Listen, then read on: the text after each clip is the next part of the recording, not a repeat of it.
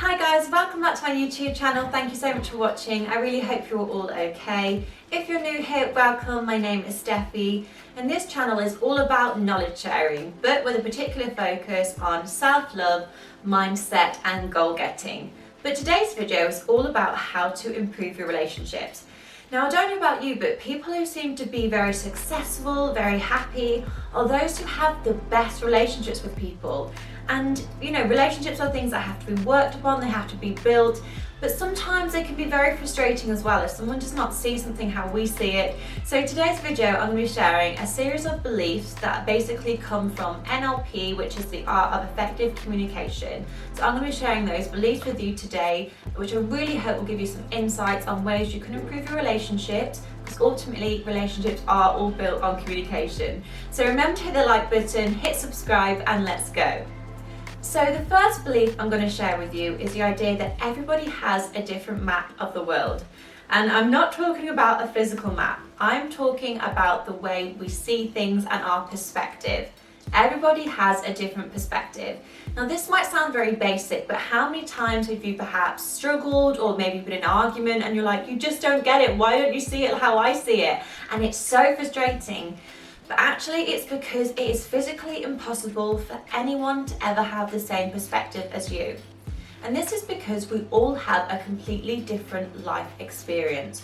Even if you are friends with someone, family, your life is never going to be the same. The things you've seen, the conversations you've had, the emotions you've felt, they are completely unique to you, which means your perspective is always going to be completely unique as well. So the next time it's so frustrating because someone just doesn't get it, just remember that as human beings, we are taking in over 11 million pieces of information a second, and that is so much for the brain to digest. So obviously it uses all the previous experience we spoke about, all the memories that make you you, that is all filtered, and that's how you get your perspective. So I would just urge you to very, very much try to have a bit more flexibility, a bit more understanding, and I promise you this will really, really help build your relationships.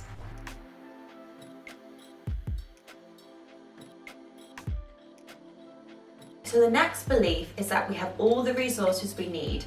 Now this isn't necessarily talking about physical resources, this is talking about like the resources inside us and how we choose to react to things. So once again, there may be times in friendships, working relationships, when someone may hurt you, they may say something that you strongly disagree with, and how you choose to react is basically you tapping into those inner resources. That's what it's talking about, your reaction and how you choose to communicate back. There are so many times in an argument where I have bitten, if you like, and I've just gone, rah, and I haven't thought about processing it, and it escalates and it gets 10 times worse. But now I'm really trying to be mindful that I have the resource to choose how I react to a situation or a conversation. Of course, there are going to be times when you really should take the stance to eloquently or calmly express your opinion back.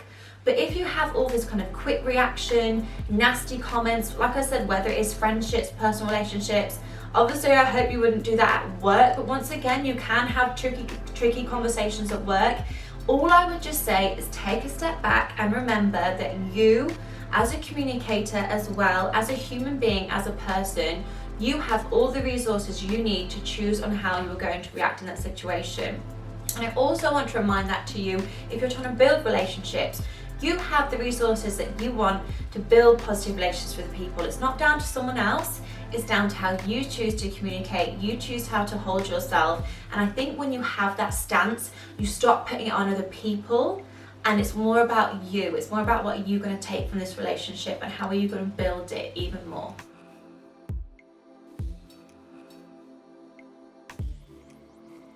The third point I just want to talk about today is one that I find so interesting, and it's a belief that what we recognize in others mirrors the structure within ourselves. Now this can sound quite intense, but if you just let me take a step back. So basically, you might find that you have a very similar group of friends because they have the same interests to you. Or have you ever gone to a new working environment and you're like, I just click with that person, like I just click, they just get it.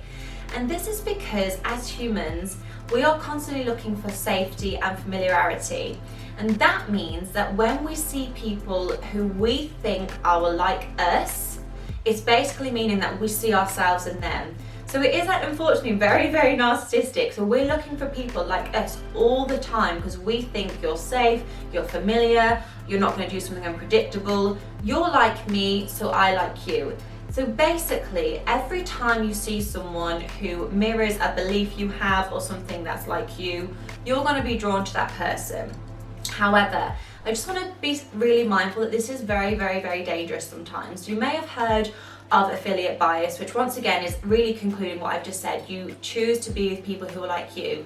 But when it comes to relationships, you need to have diverse relationships with people.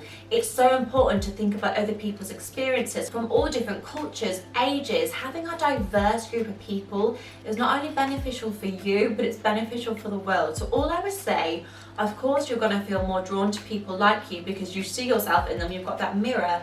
But be mindful of this and do not let it kind of overtake your life, and really push yourself to learn from other people, learn from their lived experience, and have a diverse group of relationships. However, the other thing I'd just like to say is whenever you come across people, unfortunately, who you don't like, be mindful that once again, that mirror is still there and you are seeing something you don't like, maybe about yourself, or maybe something that you just don't like as a belief. You're seeing it in them. So once again, you're still projecting your own opinion and views on someone else. It might not mean that they're a bad person that you think they are. It could just be that you're seeing something that you don't like and you've seen it in them, so you decide to judge the whole person based on them resembling something you dislike in your life. So I'm going to take the example of, I am quite a talkative person and I have been guilty of meeting people before and just thinking they're too talkative. Once again, I'm a talkative person, so I'm projecting that on them, but also I dislike it because I can't get a word in edgeways. That does not mean that that person is a bad person. It means I'm projecting something I dislike, which is not being able to get a word in, on that person. And it's just to be very, very mindful that, once again, most people, I honestly believe, in the world are not bad. And if you really take the time to think, actually, that's just me projecting my talkative nature on them, or me projecting my inability to talk on them, which is something that frustrates me, that is me with the issue, not necessarily them. And I think once you learn to have, once again, this more understanding and flexibility, it will really, really help relationships going forward, because as kind of all of these points have suggested, you know, the different map, the fact that we mirror ourselves in people, and the fact that we all have the resources we need, this is literally taking accountability for ourselves and our communication, and that relationships, although they are two-way, they come from ourselves at the very, very start.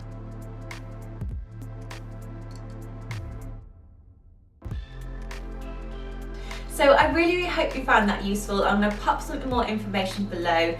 Make sure you hit the like button, hit subscribe, and any feedback, or if you have any other ideas that you think are really powerful when it comes to relationship and communication, please enter them in the comment box below. Have a great week, and I'll talk to you very, very soon.